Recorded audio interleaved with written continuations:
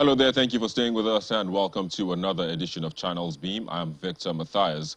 Now, it was a back and forth in the National Assembly as the Electoral Act Amendment Bill was put before lawmakers for a vote. Though it was eventually passed, it didn't just pass without a mild drama, walkouts and invitations to certain agencies for clarifications. Now, this has drawn a lot of reactions from Nigerians, both at home and abroad.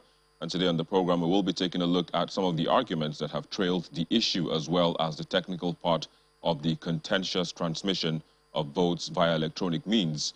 And we have joining us via Zoom the Executive Director of Dinidari Foundation, Indicato. She is joining us via Zoom from Ghana. It's a pleasure to have you on the program today.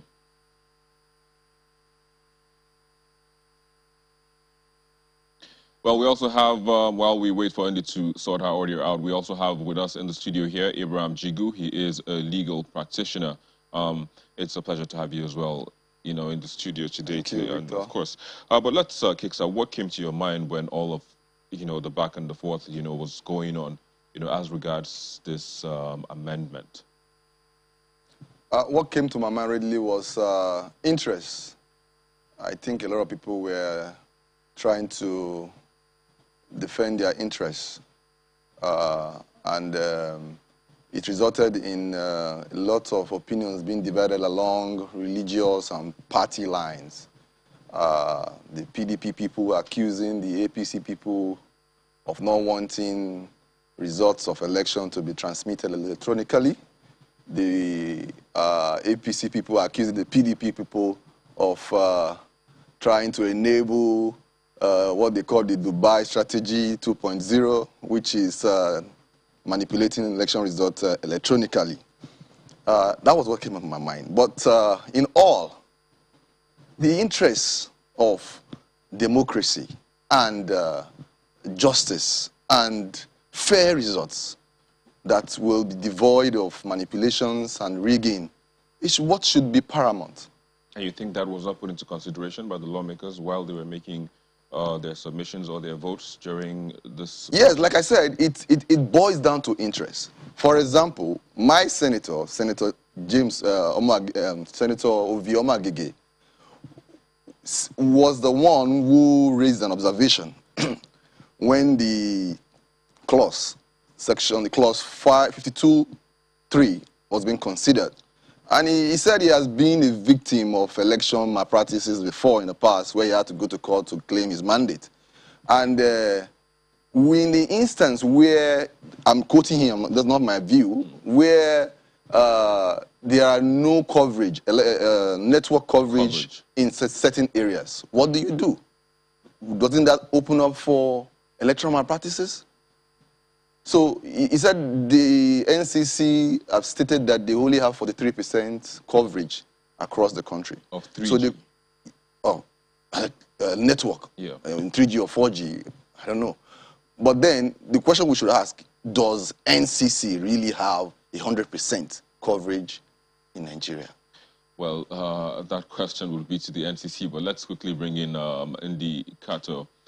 Who is still actually fixing her internet? But again, talking about that question, so what the NCC said when they were invited to the House was that, as it stands, the percentage you made mention of is, that's for 3G. Yeah. But 2G and, others, have gone far beyond that 43%. We know of the broadband plan that is in place also, to ensure that, but somehow all of these is not happening yet, at least.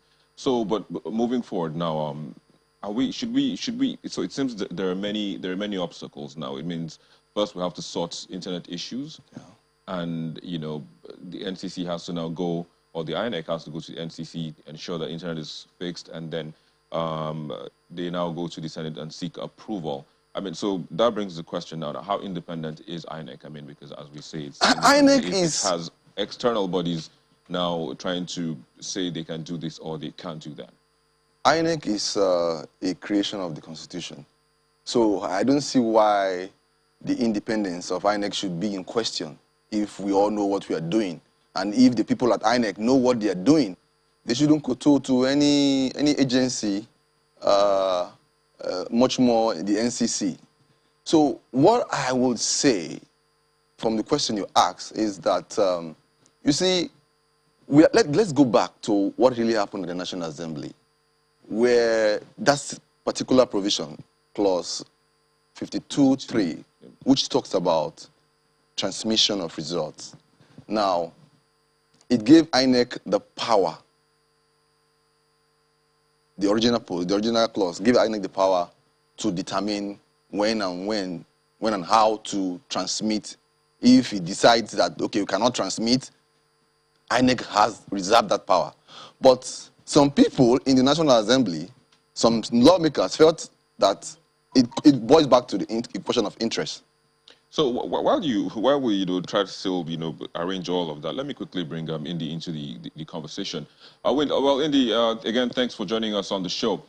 So one of the issues that has, of course, one of the issues that has been raised is the transmission of votes electronically or manually, and people have said a lot of interests are in those on different political divides.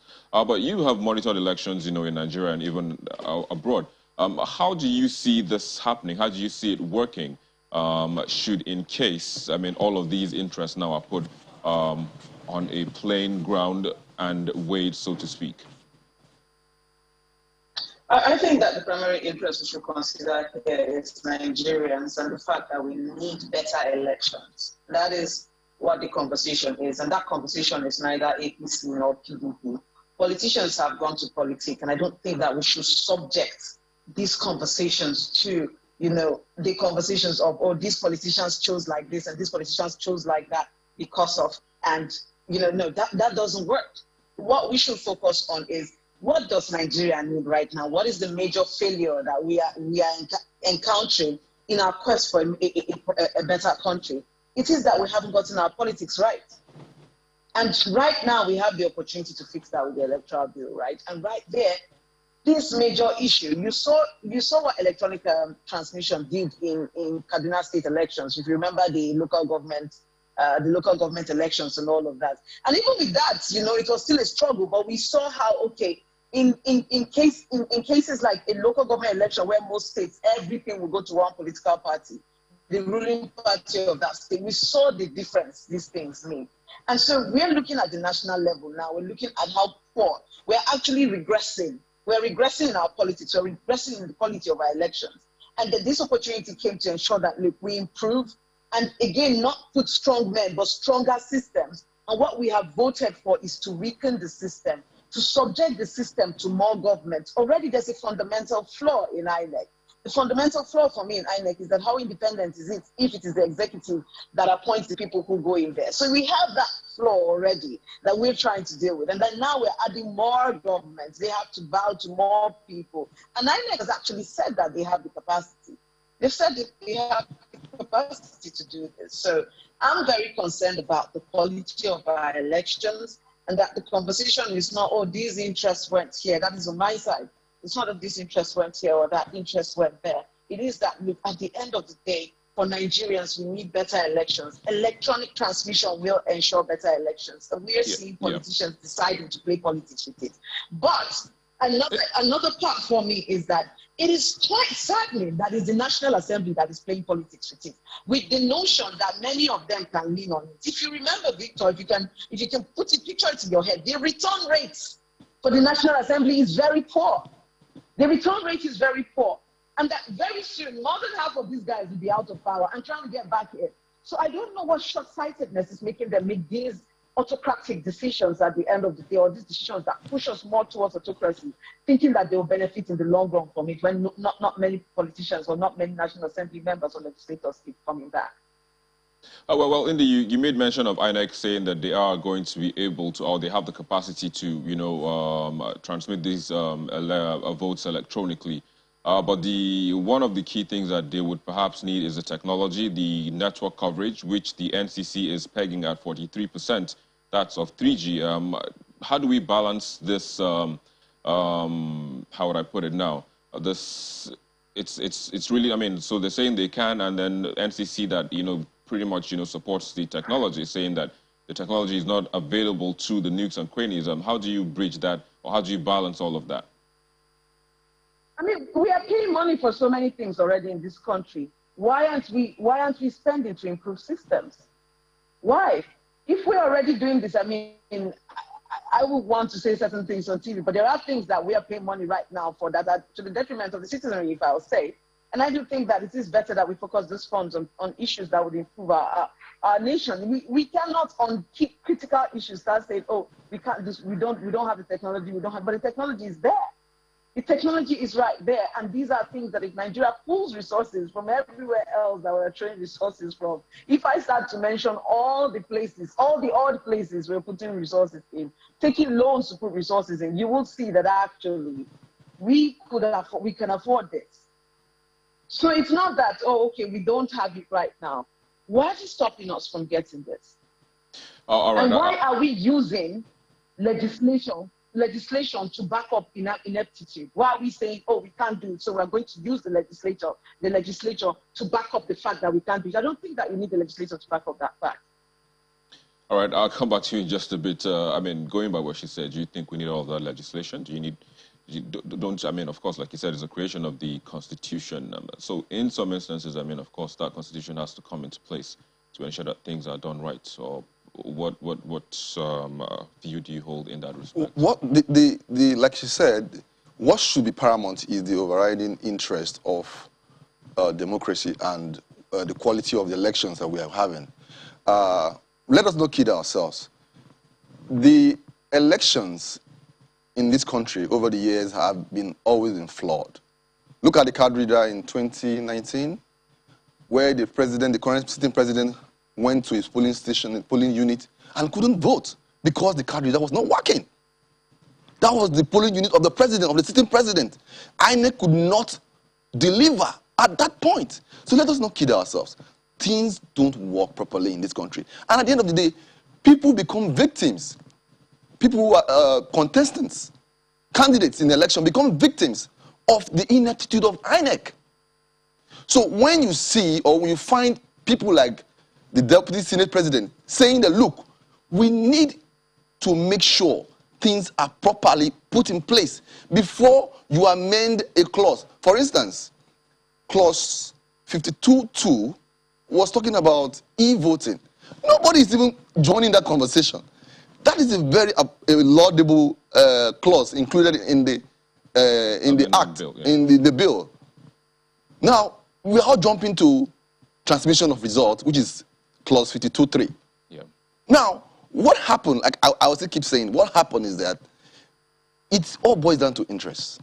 But let that interest be in favor of the people of Nigeria who are going to be electing their preferred candidates, not the interest of each candidate. Yes, they are candidates and their interest should also matter, but the people who are picking or electing the candidates should have the bigger say. So let us first put things in proper perspective, in proper working condition, before we jump into whether this is right or this is not right. We're not even talking about political divide now, political party divide. We're talking about let everything be properly put in place. And that brings me to the issue of what really happened. I keep saying what happened, because the original clause says, yes, INEC has the power to determine whether to transmit or not to transmit or overrule. Now, some people are saying, no, let us look at it. Let us amend that clause. That is what is causing this brouhaha. So the amendment, even the amendment right now that the Senate had reached, I think I have not seen the document, but the amendment I got a peek view talked about INCC, INEC, and final approval from the National Assembly. I am not okay with that. All right, let me quickly get Ndi's take on the final approval from the National Assembly. Ndi, how do you see that playing out, just as we wind down this conversation? It is just more government.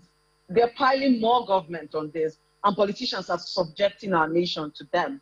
And it doesn't work like that. That is it for me. Just like we've talked of the NCC, just like we've talked of all of the parties. And if you hear this conversation, especially from the side of, the young people on social media and all of these conversations, people are very concerned. They are mentioning the names. Because you see, when you weaken a system, then you put people in charge of these things, and then you make strong men and weak systems. And you're weakening this system further and subjecting it. You're subjecting it to these strong men. The same thing. And so the National Assembly is trying to get in on the cake of the strong men. After you pass this strong man, you still have to subject the elections to them. And that can't work that way. It's very uncomfortable. All right. It is unnerving. It shows, again, amongst other things, that we're moving further deeper into an autocracy. And it's a mistake for the National Assembly to do this because they will be the victims of this. They are making elections tougher for themselves and their return rates, like I said. It's abysmal. They need to think this through. Thank you. All right. I have to say thank you again for joining us today on the program and sharing your thoughts on this. Thank you for having me. Indeed. Abraham as well, thanks as well for joining us on the program and sharing your thoughts. We'll take a break, and when we return, we'll come back with another perspective. This time around, we'll be looking at how technology, of course, the technical part of all of this will play out when the time comes. Please